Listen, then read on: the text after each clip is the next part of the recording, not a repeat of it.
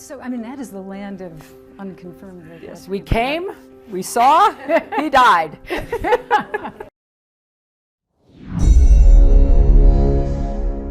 We came, we saw, he died. Itu adalah statement dari sebuah cuplikan video hasil interview wartawan CBS News dengan Hillary Clinton sewaktu dirinya menjadi State Secretary atau Menlu-nya Amerika ketika mendengar kabar Gaddafi dieksekusi. Hillary tertawa terkekeh-kekeh gayanya, antara bangga dan merasa dirinya pahlawan dunia yang telah melakukan hal yang benar untuk dunia, yaitu mengeksekusi Gaddafi. Mengapa Gaddafi harus digulingkan dan dibunuh? Mengapa negara Libya yang sangat kaya di masa Gaddafi oleh Barat dianggap sebagai diktator penguasa jahat? Mengapa Barat, terutamanya Amerika, memframing Gaddafi sebagai orang jahat, seorang vilan? Dan mengapa dunia percaya? Masih ingat di tahun 2016 ketika Bosman mengatakan daripada memilih Hillary Clinton, the unknown devil, mendingan memilih Trump, the known devil. Hillary adalah iblis tak dikenal. Trump kita tahu iblis semacam apa dia.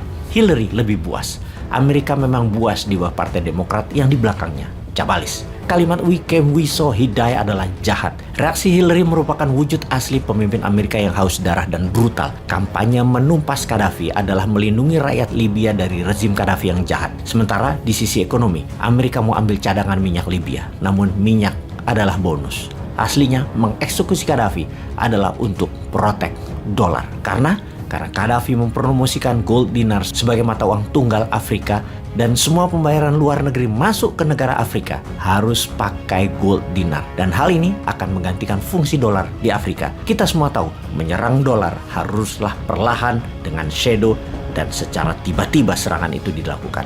Kalau terbuka, kalian akan jadi target. Kita semua tahu bahwa dolar adalah sebuah keharusan untuk menjadi tulang punggung mata uang dunia karena berkurangnya penggunaan dolar akan otomatis membuat Amerika lumpuh. Merubuhkan Amerika itu gampang. Stop pakai dolar. Collapse dalam seketika Amerika itu.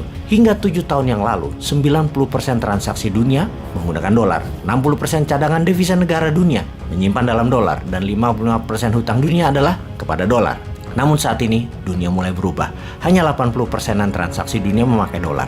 50% cadangan devisa negara menggunakan dolar dan hanya 40% hutang dunia memakai dolar. Yuan mulai ambil peran. Juga barter ambil peran besar terutama dalam 6 bulan ini efek perang di Ukraina. Kalau berkepanjangan dunia dalam keadaan perang, dolar akan ambyar. Dan kita harus berterima kasih kepada Putin yang setidaknya sekarang sahabat mulai paham kenapa new mind ke Putin, kenapa new mind pro Putin. Kekuatan dolar adalah kekuatan luar biasa bagi Amerika. Sehubungan dengan Gaddafi, Libya diserang full force. Serius sekali Amerika mengeksekusinya karena gold dinar adalah world threat bagi Amerika. Tiongkok selama memakai economic approach dilakukan hanya perang dagang dan perang ekonomi. Responnya oleh Amerika. Rusia pakai perang militer. Amerika suka karena dagang senjatanya nambah laku. Gaddafi mau menggantikan dolar. Disikat seketika. Makanya gold payment system kita harus bermain cantik. Dalam email Hillary yang bocor ke publik dikatakan dengan jelas, menumbangkan Gaddafi adalah melindungi dolar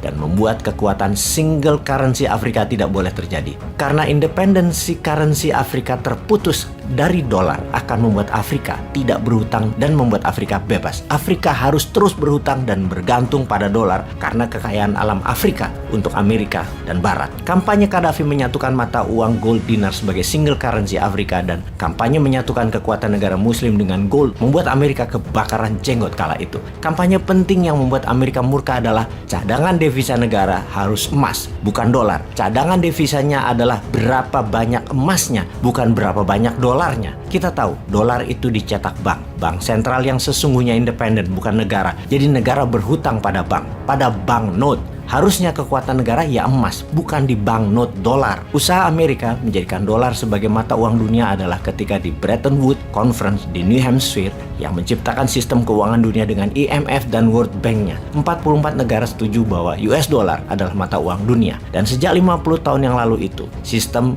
currency menciptakan hutang dolar. Kalau negara lain ingin membangun dan tidak punya modal, harus masuk sistem IMF dan World Bank agar bisa menghutang dolar. Apapun itu akan membuat negara dunia ketiga akan selamanya menjadi negara dunia ketiga. Miskin, menjadi negara miskin tak berdaulat dan selalu berhutang.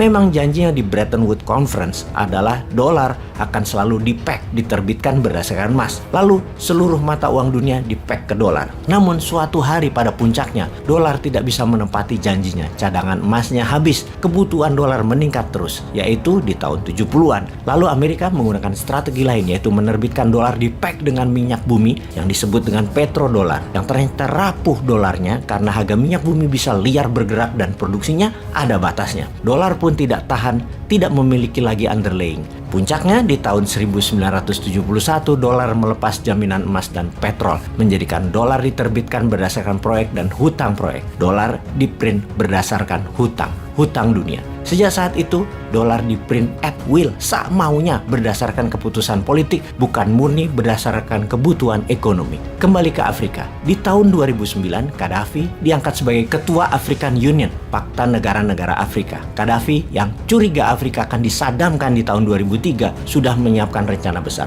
Afrika harus punya single currency gold dinar. Kita semua tahu Saddam digulingkan dan dibunuh juga bukan karena senjata pemusnah massal milik Irak yang akan ditiadakan seperti kampanye George Bush, tetapi jangan sampai minyak Irak transaksi pakai emas dan bukan dolar dan menjadi menguat. Karena itu, Gaddafi dengan menyatukan seluruh kekuatan Afrika, Amerika tidak mungkin mensadamkan dirinya dan Libya. Gaddafi punya mimpi menyatukan Afrika, menjadikan Afrika the leading global player. Gaddafi adalah pionirnya, pendulunya sebelum Putin beraksi sekarang. Putin mempek rubel dengan emas, oil, dan gas. Adalah sama dengan apa yang Saddam Hussein lakukan, juga sama dengan yang Gaddafi lakukan. Gaddafi strategi membuat Afrika menjadi satu negara, satu tentara, satu paspor, dan satu currency. Dua hal yaitu satu paspor dan satu tentara, Amerika dan Barat tidak takut. Tapi satu currency, Gaddafi must die. Semoga sahabat semakin paham, gold payment system kita juga punya masalah yang sama. Namun kali ini kita harus kompak, harus berani, dan segerakan semangat Indonesia emas. Hurrah!